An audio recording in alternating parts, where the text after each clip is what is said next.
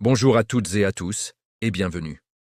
L'Église évangélique protestante de Carnières est heureuse de vous retrouver aujourd'hui pour partager un moment précieux autour de la parole de Dieu. Installez-vous confortablement. Que cette prédication puisse vous éclairer, vous fortifier et vous inspirer dans votre marche quotidienne avec le Seigneur. Je suis très content d'être ici parmi vous ce matin. Bonjour à ceux qui sont sur Zoom aussi, j'ai vu qu'il y avait des petites têtes que j'avais repérées. Donc ouais, on est très heureux avec Marine, mon épouse, qui est là-bas, Raphaël, Zacharie, d'être enfin tous réunis pour venir ici, parce que parfois je viens seul, parfois je viens avec Marine, parfois il y a un ou deux enfants, mais là on est tous là. Donc on est très heureux de pouvoir être là parmi vous ce matin. Alors on m'a dit que c'était un culte inversé aujourd'hui, donc c'est pour ça que je parle en premier. Et apparemment les ados vont après se voir pour discuter du texte.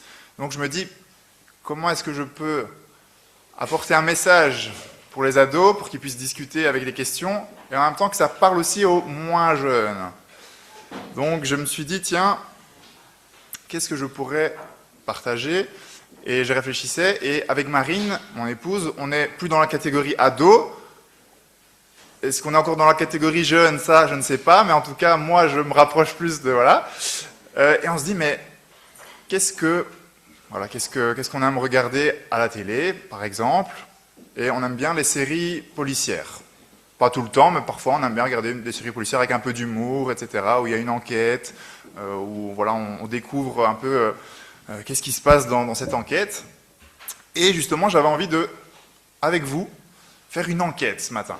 Une enquête sur, et Annabelle, tu peux afficher, sur le premier meurtre de l'humanité. Attention. Et je vais prier avant de commencer. Seigneur, merci pour ce temps qu'on peut prendre ensemble pour écouter ta parole, pour nous plonger dans la Bible qui nous révèle tellement de choses sur toi, sur qui tu es, sur comment tu as créé l'homme à ton image et comment tu veux qu'on applique tes prescriptions, Seigneur. Merci parce qu'on peut l'étudier, qu'on peut la lire ensemble, Seigneur, et que tu puisses nous aider à mettre en pratique tout ce qui va être dit ce matin. Au nom de Jésus. Amen. Alors, nous avons une scène de crime, parce que souvent, quand il y a un meurtre, il y a une scène de crime. Alors, je ne sais pas si on voit bien. Voilà, je vous laisse observer la scène et je pense que vous avez compris de quoi il s'agit. Et généralement, quand la police judiciaire arrive sur une scène de crime, ils disent « mais qu'est-ce qu'on a? Qu'est-ce qui se passe? Qu'est-ce qui s'est passé ?» Et donc on a la première pièce à conviction, c'est la description de ce qui s'est passé justement. Et on peut lire ça dans Genèse 4. Alors on va lire le texte ensemble. Genèse 4, 1 à 16. Et je lis dans la version second 21. Adam eut des relations conjugales avec sa femme Ève. Elle tomba enceinte et mit au monde Caïn. Elle dit « J'ai donné vie à un homme avec l'aide de l'Éternel. » Elle mit encore au monde le frère de Caïn, Abel. Abel fut berger et Caïn fut cultivateur. Au bout de quelque temps, Caïn fit une offrande des produits de la terre à l'Éternel. De son côté, Abel en fit une des premiers-nés de son troupeau et leur graisse. L'Éternel porta un regard favorable sur Abel et sur son offrande, mais pas sur Caïn et sur son offrande. Caïn fut très irrité et il arbora un air sombre. L'Éternel dit à Caïn, « Pourquoi es-tu irrité et pourquoi arbores-tu un air sombre? Certainement, si tu agis bien, tu te relèveras. Si en revanche tu agis mal, le péché est couché à la porte et ses désirs se portent vers toi. Mais c'est à toi de dominer sur lui. » Cependant, Caïn dit à son frère Abel, « Allons dans les champs. » Et alors qu'ils allaient dans les champs, il se jeta sur lui et le tua. L'Éternel dit à Caïn, « Où est ton frère Abel ?» Il répondit, « Je ne sais pas. Suis-je le gardien de mon frère ?» Dieu dit alors, « Qu'as-tu fait? Le sang de ton frère crie de la terre jusqu'à moi. Désormais tu es maudit, chassé loin du sol, qui s'est entrouvert pour boire le sang de ton frère, versé par ta main. Quand tu cultiveras le sol, il ne te donnera plus toutes ses ressources. Tu seras errant et vagabond sur la terre. Caïn dit à l'Éternel, « Ma petite ma peine, est trop grande pour être supportée. Voici que tu me chasses aujourd'hui de cette terre. Je serai caché loin de toi. Je serai errant et vagabond sur la terre, et toute personne qui me trouvera pourra me tuer. L'Éternel lui dit, si quelqu'un tue Caïn, Caïn sera vengé 7 fois, et l'Éternel mit un signe sur Caïn, afin que ceux qui le trouvèrent ne le tuent pas. Alors, notre première pièce à conviction, c'est le texte, et on peut voir l'identité de la victime. Il s'agit d'Abel, et on dit que c'est un berger. On dit qu'il a un frère cultivateur qui s'appelle Caïn, et nous savons déjà l'identité aussi du meurtrier. Bon, l'enquête avance très vite, j'ai l'impression. Et c'est une enquête assez simple, parce qu'on connaît déjà ce qui s'est passé, mais on va enquêter ensemble pour savoir pourquoi ça s'est passé comme ça, et qu'est-ce que ça peut impliqué pour nos vies aujourd'hui. Alors nous savons que les deux personnes principales de cette scène sont frères, que leurs parents sont Adam et Ève, le premier homme et la première femme de l'humanité. Et le texte dit que Ève a donné naissance à Caïn d'abord, avec l'aide de l'Éternel. Donc elle reconnaît que même si elle a accouché elle-même, c'est grâce à Dieu, parce que c'est lui qui crée. Nous sommes filles et fils de nos parents, mais c'est Dieu qui nous a façonnés et créés. C'est magnifique. Et ça nous montre que rien n'est dû au hasard, c'est Dieu qui fait un miracle à chaque naissance. Après vient Abel. Alors on ne sait pas si c'est juste après, quelques minutes après, sinon ils seraient jumeaux, on ne sait pas si c'est quelques mois après, sinon ils seraient juste frères, mais ça on ne sait pas. Et à la fin du chapitre, on apprend la naissance d'un autre frère qui s'appelle Seth, et à la fin du chapitre 5, on apprend qu'ils eurent d'autres enfants. Et on ne sait rien de plus sur Caïn et Abel. Juste qu'ils sont frères et qu'ils ont deux travails différents, qui sont tous les deux honorables. L'un cultive la terre, prend soin des arbres et des plantes, de la flore, et l'autre s'occupe de la faune, à savoir les animaux en tant que berger du troupeau. Tous deux prennent soin de la création de Dieu comme Dieu le voulait. Alors, continuons notre enquête. On va remettre un peu la scène de crime. Et vous voyez que sur cette scène, il y a un autel. Un autel, et des offrandes ont été données. Alors on ne sait pas si c'est une habitude pour eux de donner des offrandes, ou si c'est la première fois qu'ils le faisaient, mais en tout cas, Dieu aime ça. Il aime ça. L'Éternel porte un regard favorable sur Abel et son offrande, mais pas sur Caïn et son offrande. Mais qu'est-ce qu'ils ont donné pour que Dieu porte un regard favorable sur Abel et non sur Caïn? Alors là, on voit l'entrée en scène du premier témoin, c'est Dieu. Premier témoin de la scène de crime, Dieu. Et il faut souligner l'importance des mots dans ce texte, parce que ce n'est pas l'offrande qui est mise en avant, mais c'est Abel et Caïn qui sont mis en avant. Dieu porte un regard favorable sur Abel et son offrande, et pas sur son offrande et sur Abel. Vous voyez ? Caïn offrit des produits de la terre, et Abel offrit les premiers-nés du troupeau et de leur graisse. Ça y est, l'énigme commence à se résoudre. Nous avons ici la cause du meurtre. Le texte nous dit que Caïn fut très irrité. Pas juste irrité, mais très irrité. Et arbora un air sombre. Dans d'autres versions, il avait le visage abattu. Et on pourrait croire en lisant ce texte que Dieu préfère les offrandes de sang aux offrandes de terre, mais pourtant les deux offrandes sont bonnes. Dans l'Ancien Testament, dans Lévitique 1 et 2, on voit que les deux types d'offrandes sont souvent faites et qu'il n'y a pas de préférence au niveau matériel dans la forme. Nous, on pourrait croire aujourd'hui qu'avec le prisme qu'on a de la croix et du sang versé par Jésus, que ça aurait été le meilleur des sacrifices. Mais à l'époque, non. Les deux offrandes étaient valables aux yeux de Dieu. Alors pourquoi Dieu a-t-il porté son regard plutôt sur Abel que sur Caïn ? Alors Dieu n'est pas seulement le témoin ici, il est aussi le médecin légiste. Alors il n'a pas besoin de faire d'autopsie de la victime, mais plutôt de faire l'autopsie du meurtrier, l'autopsie du cœur du meurtrier. Et c'est pas bon. L'autopsie n'est pas bonne. Il va aller voir ce qu'il y a dans son cœur, et ce qu'il y a dans son cœur, c'est pas très beau. Dieu voit le cœur de Caïn, et on pourrait se dire, est-ce qu'il n'aurait pas juste donné, simplement donné comme ça, sans plus? Est-ce qu'il n'aurait pas fait une offrande sans plus? Est-ce qu'il aurait sacrifié quelque chose pour Dieu, mais voilà, sans plus? En tout cas, Abel a donné les premiers-nés du troupeau avec leur graisse, et des commentateurs spécialistes en hébreu nous disent que quand on parle des premiers-nés et de leur graisse, ce sont vraiment les mots qui veulent dire que Abel a donné le meilleur de son troupeau, de ce qu'il avait. Tandis que Caïn aurait juste donné simplement. Et la différence serait plutôt dans l'attitude dans laquelle ils ont offert leur sacrifice.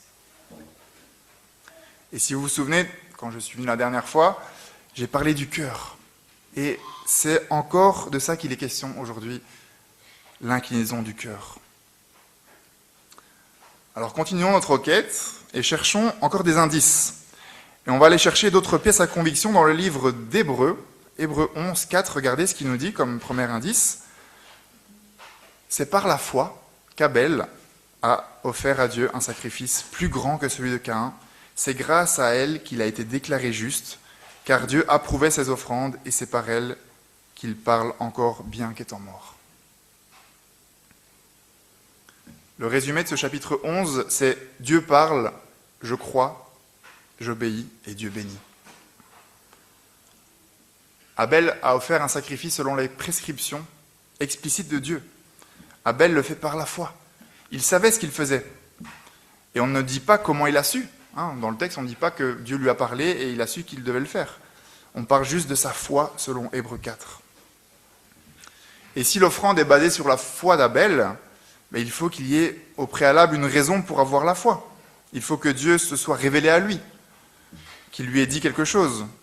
Et connaissant l'équité et la justice de Dieu, il a sûrement dû le dire aussi à son frère, Caïn. Alors là, c'est une supposition, mais ça semble logique à la lumière de ce verset, de cet indice d'Hébreux. Et la fin du verset 4 nous dit que sa foi est exemplaire. Même après sa mort, ça reste un exemple pour nous encore aujourd'hui. Désobéir aux prescriptions et aux recommandations de Dieu peut avoir des conséquences désastreuses. Caïn a défini ses propres règles d'offrande, il n'a pas plu à Dieu, il n'a pas donné avec son cœur, mais il a quand même voulu être un peu religieux en donnant une offrande, mais ça ne suffit pas. À la vue des hommes, on n'aurait pas pu différencier ces deux offrandes, mais Dieu l'a vu grâce à l'autopsie de son cœur. Un autre indice, Michée 6, 7. « Avec quoi me présenterai-je devant l'Éternel pour m'humilier devant le Dieu très haut? Me présenterai-je avec des holocaustes, avec des veaux d'1 an? L'Éternel acceptera-t-il des milliers de béliers, des quantités de torrents d'huile? Donnerai-je mon fils aîné pour ma révolte, mon enfant pour mon propre péché? On t'a fait connaître, homme, ce qui est bien et ce que l'Éternel demande de toi, c'est que tu mettes en pratique le droit, que tu aimes la bonté et que tu marches humblement avec ton Dieu. » On peut voir que Dieu ne se soucie pas de la nature de notre offrande. Mais même un sacrifice de sang, Dieu ne veut pas notre sacrifice, il veut notre cœur.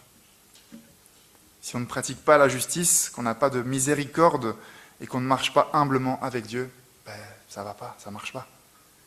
Il veut que ce qu'on donne découle d'un cœur qui lui est entièrement dédié. Alors, retour à notre texte de base, Genèse 4, 5 et 6, qui nous dit « L'Éternel porta un regard favorable sur Abel et sur son offrande, mais pas sur Caïn et sur son offrande. Caïn fut très irrité et arbora un air sombre. » Alors l'Éternel dit « Mais pourquoi? Pourquoi est-ce que tu es si irrité? Qu'est-ce que Caïn aurait pu faire à votre avis? Sachant ce qui plaît à Dieu, parce qu'il le sait. Sachant que Dieu porte un regard favorable sur son frère, c'est de rechercher également ce regard favorable, de faire en sorte que Dieu soit fier de lui, changer d'attitude, demander pardon, essayer de faire mieux. Et le verset 6, Dieu pose des questions, il joue un peu le rôle d'enquêteur encore, même s'il sait tout. Et je dirais même un rôle de médiateur. Vous savez, dans les films, il y a souvent un gars avec un parlophone qui arrive et qui dit « On va discuter, t'inquiète pas, ça va aller. » Caïn, c'est moi, c'est Dieu. et je te propose qu'on discute de ce qui vient de se passer. Et il lui laisse l'opportunité de se repentir, c'est ça qui est beau. D'aller à contresens de son idée. Tu peux dominer ton péché, maîtriser ta colère, parce que si tu ne le fais pas, c'est elle qui va te maîtriser. Jacques 1, 14 nous dit « Mais chacun est tenté quand il est attiré et entraîné par ses propres désirs. Puis le désir, lorsqu'il est encouragé, donne naissance au péché, et le péché, parvenu à son plein développement, a pour fruit la mort. » Si le péché te domine, il n'y a qu'une personne à blâmer, c'est toi seul. Mais Caïn choisit de ne pas prendre en considération les propositions de Dieu. Non, sa colère envers Dieu, sa jalousie envers son frère va entraîner un péché avec encore plus de conséquences, le meurtre. Et verset 8, il nous parle de ce meurtre justement. Allons dans les champs. Et alors qu'ils étaient dans les champs, il se jeta sur lui et le tua. Alors revenons à notre enquête. En lisant le texte, on ne sait pas comment il l'a tué, et ni ce qu'il a utilisé pour le tuer. Le verset est court. Il se jeta dessus, il le tua. Mais qu'est-ce qui l'a poussé à faire ce meurtre? Avec préméditation, parce qu'il a dit « Viens, on va dans les champs ». Et dans les champs, il s'est passé ce qui s'est passé. Ce n'est pas un accident, c'était voulu. Comment en arriver à un tel acte de cruauté? C'était quand même son frère. Alors ceux qui ont des frères et sœurs ont connu sûrement des disputes, j'imagine, mais à un point à commettre un meurtre, c'est incompréhensible. Mais qu'est-ce qui l'a poussé à agir de la sorte? D'où vient l'envie de tuer chez l'homme? Parce qu'on parle d'un texte d'il y a longtemps, mais aujourd'hui c'est toujours le cas. D'où vient cette envie de tuer? Quelques indices encore nous donnent des réponses dans la Bible. Jacques 4, 1 nous dit « D'où viennent les conflits et d'où viennent les luttes parmi vous? N'est-ce pas de vos passions qui combattent dans vos membres? Vous désirez et vous ne possédez pas. Vous êtes meurtriers et jaloux et vous ne pouvez rien faire, rien obtenir. Vous avez des luttes et des conflits, vous ne possédez pas. Vous ne possédez pas parce que vous ne demandez pas. Quand vous demandez, vous ne recevez pas parce que vous demandez mal dans le but de satisfaire vos passions. » Alors la convoitise, c'est souvent ça. Tu as quelque chose que je veux tellement et je vais tout faire pour l'avoir. Je suis prêt à tuer pour ça. Que ce soit un individu ou même un pays, je veux que tu aies ça.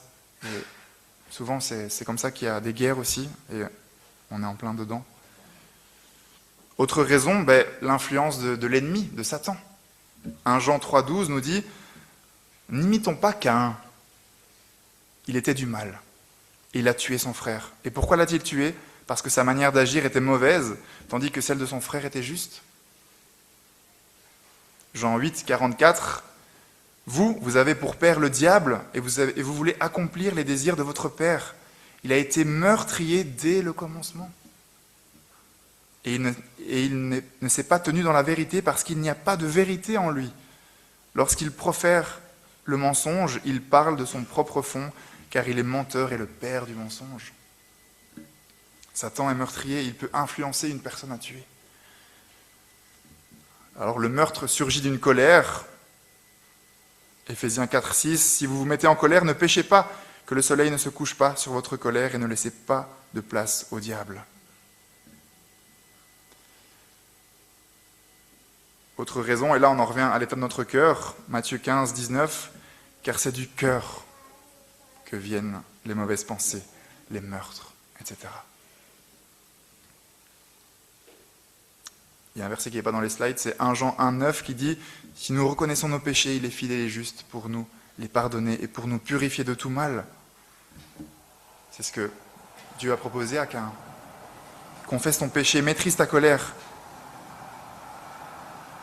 Dieu continue son interrogatoire et demande à Caïn « Mais où est ton frère ?» Dieu est encore bienveillant et laisse encore une chance à Caïn d'avouer et de se repentir parce que Dieu sait ce qui se passe. Il a été témoin de la scène, mais sa grâce est sur Caïn et il veut qu'il la saisisse pour qu'il puisse être pardonné de la bêtise immense qu'il vient de commettre.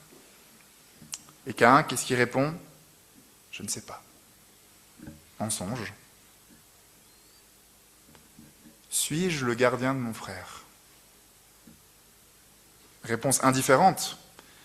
Est-ce que c'est moi qui dois m'occuper des affaires de mon frère? Ça révèle bien à nouveau l'état de son cœur endurci par ce péché. Mais la réponse à cette question est oui. Nous sommes les gardiens de nos frères et sœurs.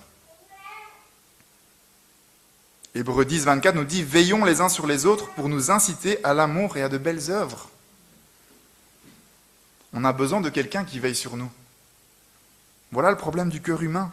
Si personne ne m'aide à prendre soin de mon cœur, ben je vais pas tenir. J'ai besoin d'un vis-à-vis. Dieu, bien sûr, est là. Mais on a besoin de quelqu'un ici sur terre pour se confier, pour nous aider à aller de l'avant. C'est complémentaire. Et j'aimerais sortir de l'enquête juste quelques minutes pour vous poser cette question. Qui est cette personne que vous pouvez voir aujourd'hui? À n'importe quel âge, hein, que ce soit un jeune, un moins jeune. À qui pouvez-vous confier l'état de votre cœur? Alors certains pourraient se dire, j'ai besoin que de Dieu pour le faire. Et bien sûr, mais quand ça ne va pas avec Dieu, comment est-ce qu'on fait?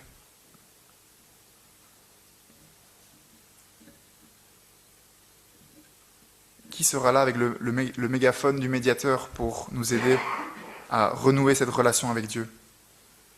Qui va te challenger, t'aider à persévérer dans l'amour et la bienveillance? Alors, dans notre travail à Jeunesse et Vie, on nous oblige presque à avoir un mentor, à avoir quelqu'un de référence, et c'est très très bien. Et c'est tellement bénéfique, c'est bienveillant, et c'est biblique. Hein, l'exemple le plus concret que je peux vous proposer, c'est Paul avec Timothée. L'apôtre Paul était le mentor de Timothée, il s'envoyait des lettres, il s'encourageait, il se voyait, il s'édifiait. Alors qui est ton Paul et qui est ton Timothée?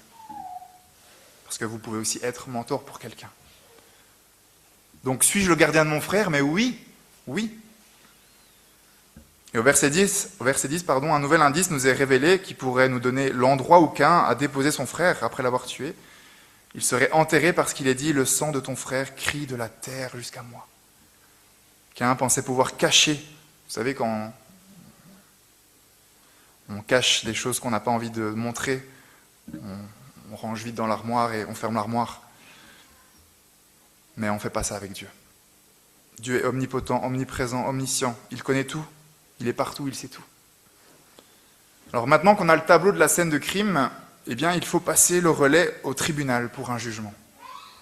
Et voici la sentence, verset 11, qui nous dit « Désormais, tu es maudit, chassé loin du sol qui s'est entrouvert pour boire... » Ah non, pardon. C'est ça? Chassé loin du sol qui s'est entrouvert pour boire le sang de ton frère et versé par ta main. Quand tu cultiveras le sol, il ne te donnera plus ses ressources, tu seras errant, vagabond, etc. On peut voir que, la prochaine dia, le jugement, malédiction, plus de richesse du sol, son travail deviendra encore plus galère, vagabond sur la terre, liens familiaux coupés, peur pour sa vie. Mais Dieu, dans sa bonté, protège encore Caïn de ceux qui voudraient le tuer et met un signe sur lui. Alors on n'aura pas le temps de préciser ce que c'est, mais voilà, ce n'est pas le but de ce matin. Alors le rapport d'enquête, pour conclure, alors ce rapport ne sert pas à accabler Caïn, mais plutôt à nous donner une piste de réflexion et nous aider à mettre en pratique ce qu'on a entendu aujourd'hui. Première chose, lorsqu'on sert le Seigneur, en venant au culte, en donnant nos offrandes, en aidant notre prochain, en exerçant un ministère que Dieu nous a confié, et on a tous au moins quelque chose, eh bien, essayons, faisons-le avec un cœur reconnaissant, avec le cœur. Ne le faisons pas pour notre propre gloire, pour l'approbation des autres, par habitude ou par tradition. Le christianisme biblique n'est pas une religion, c'est une relation personnelle avec le Fils de Dieu, avec Jésus.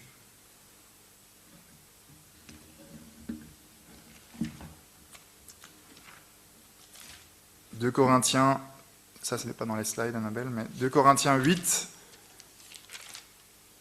les 5 premiers versets, regardez ce qui est dit. Donc c'est Paul qui parle à l'église de Macédoine, il dit « Par ailleurs, frères et sœurs, nous vous faisons connaître la grâce que Dieu a accordée aux églises de la Macédoine. Au milieu même de la grande épreuve de leur souffrance, leur joie débordante et leur pauvreté profonde les ont conduits à faire preuve d'une très grande générosité. Je l'atteste, ils ont donné volontairement selon leurs moyens, et même au-delà de leurs moyens. Et c'est avec beaucoup d'insistance qu'ils nous ont demandé la grâce de prendre part à ce service en faveur des saints. » Et regardez ce qu'il dit le verset 5. « Ils ont fait plus que ce que nous espérions, car ils se sont d'abord donnés eux-mêmes au Seigneur, puis à nous par la volonté de Dieu. » La clé, c'est pas de venir et donner. La clé, c'est de venir et se donner. Dieu n'est pas intéressé par ton argent. Il est intéressé par toi. Il veut ton cœur. Et si tu viens avec ton cœur éloigné et tu donnes ton argent, ok, c'est bien, mais il préfère que tu gardes ton argent. Et si tu viens avec... Oui. Et on va quand même, j'imagine, passer une offrande tout à l'heure. Mais pensez à ça, c'est important. Donne ton argent après t'être donné toi-même. Dieu veut ta vie, veut ton cœur. Et il a reçu les 2 offrandes, celle de Caïn, celle d'Abel, mais n'était pas intéressé par l'offrande de Caïn. Il le voulait lui. Il voulait son cœur. Il a essayé de lui faire comprendre, par plusieurs tentatives. Il lui a tendu la perche, mais à un moment, il ne veut pas faire le choix à notre place. Il ne force pas, il se tient prêt si tu changes d'avis, mais il ne va pas faire ce choix à ta place. Deuxième point du rapport, veillons les uns sur les autres. Oui, je suis le gardien de mon frère, de ma sœur.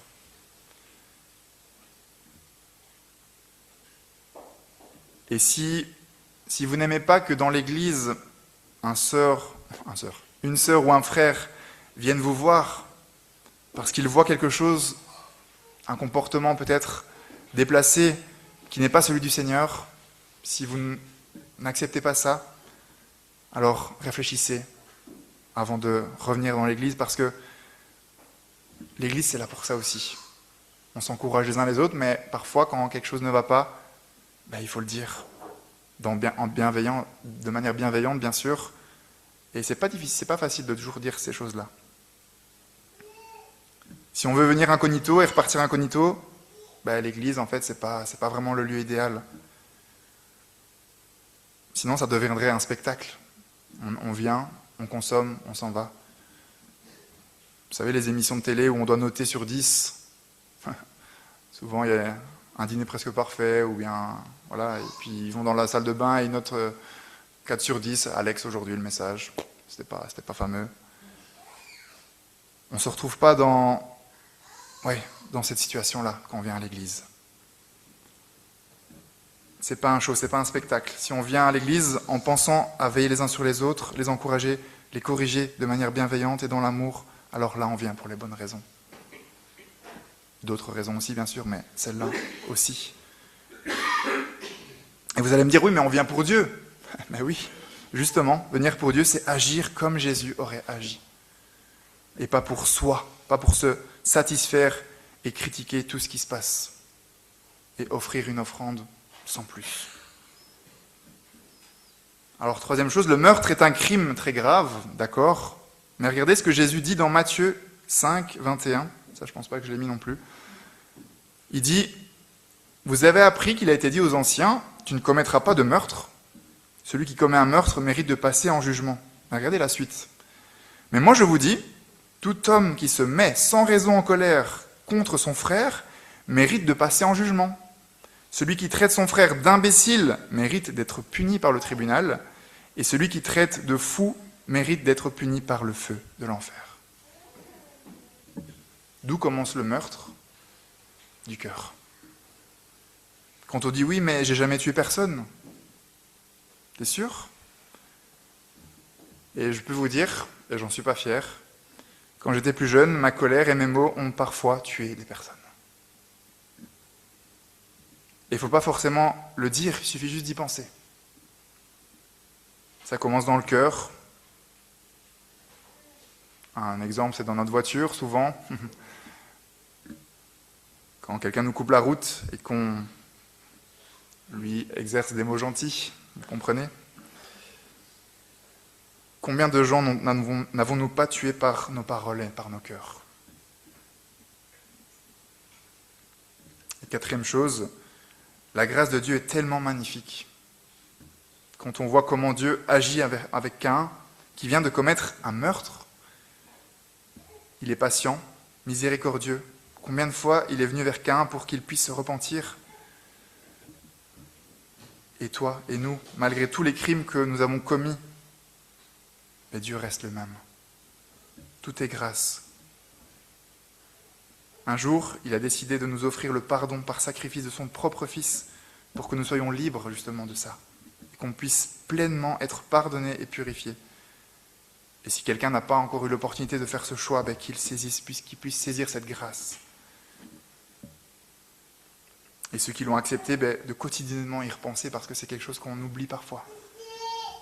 Et voilà. Et je finirai avec un verset dans Tite 2, 11, 14. En effet, la grâce de Dieu, source de salut pour tous les hommes, a été révélée. Elle nous enseigne à renoncer à un mode de vie impie et aux convoitises de ce monde, et à vivre dans le temps présent conformément à la sagesse, la justice et la piété, en attendant notre bienheureuse espérance, la manifestation de la gloire de notre grand Dieu et Sauveur Jésus-Christ. Il s'est donné lui-même pour nous, afin de nous racheter de toute faute et de se faire un peuple qui lui appartienne, purifié et zélé pour de belles œuvres. Voilà un peu l'enquête que je voulais qu'on voit ensemble ce matin. Et maintenant, je pense que les ados vont pouvoir aller discuter de ça. Je leur ai donné quelques questions. Mais voilà, vous pouvez aussi, pas forcément répondre aux questions, mais ça peut vous aider à réfléchir sur ce texte, et vous aussi. Et si vous voulez vous aussi des questions, on peut vous les donner aussi, j'imagine. Donc voilà, merci pour votre écoute. Merci d'avoir partagé ce moment avec nous.